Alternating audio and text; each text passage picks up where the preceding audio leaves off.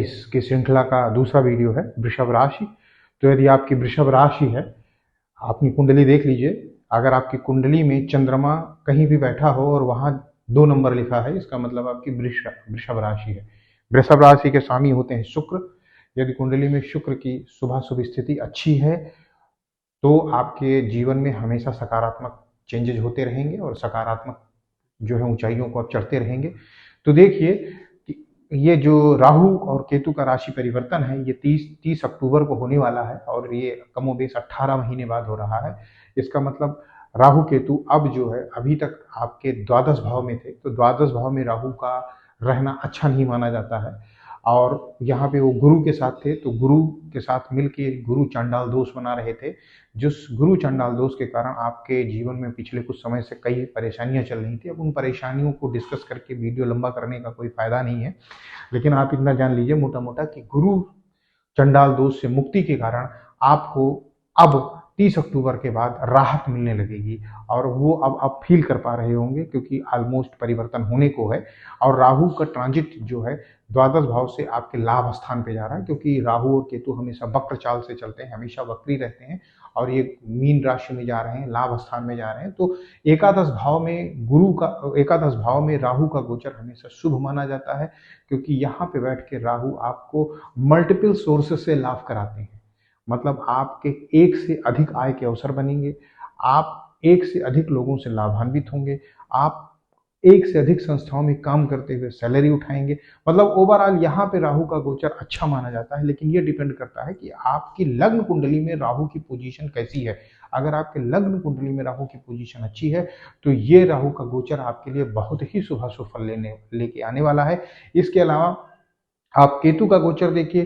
केतु आपके छठे भाव में था। अब केतु आपके छठे भाव में था तो छठा भाव डिनोट करता है रोग, रिपु, ऋण और शत्रु को। तो केतु मंगल कुजवत ग्रह है, मंगल की तरह ग्रह है, तो वो यहाँ पे बैठ के इन चीजों को लिमिट कर दे रहा था। मतलब शत्रु लिमिट हो जा रहे थे, कम हो जा रहे थे तो अच्छा है, ऋण आपके ऊपर नहीं चढ़ रहा था तो अच्छा है, रोग आपका कंट्रोल में था तो अच्छा है। तो केतु का ट्रांजिट तो यहाँ छठे भाव में ठीक था, लेकिन केतु अब यहाँ से मूव करके पंचम भाव में जा रहा है। पंचम क्या है? प्रेम संबंधों का भाव है, पंचम विद्या का भाव है, पंचम बुद्धि का भाव है। और केतु जैसा कि आप जानते हैं केतु के सिर नहीं है। इसके पीछे एक कथा है, मैं आप थोड़ा दोहरा देता हूँ कथा को। जब समुद्र मंथन देवताओं और असुरों के बीच संधि से हुआ तो जब अमृत निकला तो अमृत का पान देवताओं को कराने के लिए विष्णु भगवान ने मोहिनी रूप धारण किया और देवताओं को अमृत दिया और असुरों को जो है विष दिया। तो जब देवताओं को अमृत दिया तो उसमें स्वर भानु नाम के एक राक्षस थे, जिन्होंने इस हरि की चाल को भांप लिया और वो देवताओं की पंक्ति में जाके बैठ गए। लेकिन उनको जो क्या हुआ कि सूर्य और चंद्रमा स्वर भानु को पहचान गए और उन्होंने भगवान विष्णु को इशारा कर दिया और भगवान विष्णु ने सुदर्शन चक्र से स्वर भानु का सिर विच्छेद कर दिया। अब सिर विच्छेद होने के बावजूद भी स्वर भानु राक्षस सिर और धड़ के रूप में जीवित रहा, क्योंकि वो अमृत पान कर चुका था। तो जो सिर हुआ वो राहु हुआ और जो धड़ हुआ वो केतु हुआ। तो अब इसके पास बाह्य दृष्टि नहीं है, केतु के पास कोई बाह्य दृष्टि नहीं है, केतु के पास अंतर्दृष्टि है। मतलब वो मन की आंखों से देखता है।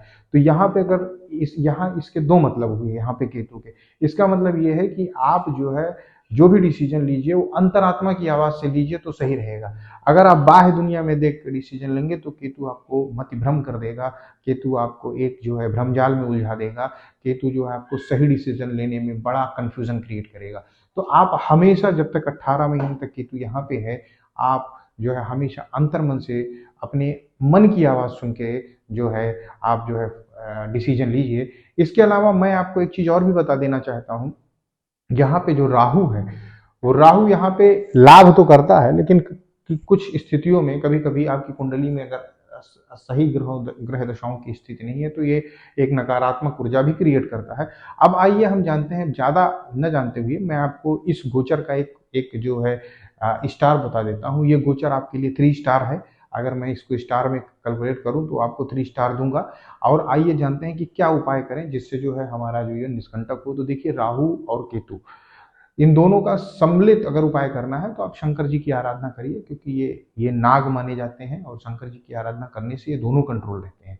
इसके अलावा अगर अलग अलग उपाय करना चाहते हैं तो देखिए, राहु और केतु इन दोनों की एनर्जी बहुत इंटेंस होती है। ये मान के चलिए केतु की एनर्जी तो बहुत ही इंटेंस होती है, बहुत ही मिस्टीरियस प्लेनेट है, बहुत पावरफुल प्लेनेट है। ये मान के चलिए कि अगर ये परिवर्तन कारक हुआ तो आपके जीवन में आमूलचूल परिवर्तन कर देता है अपनी दशा और अंतर्दशा में। इसके ऊपर मैं कभी एक बहुत ही बृहद वीडियो बनाऊंगा, उसकी श्रृंखला बनाऊंगा कि केतु एक मायावी ग्रह है। केतु एक जो है आप एक आपके समक्ष एक ऐसी परिस्थिति क्रिएट कर देता है कि आप चाहें न चाहें चेंज होगा ही होगा।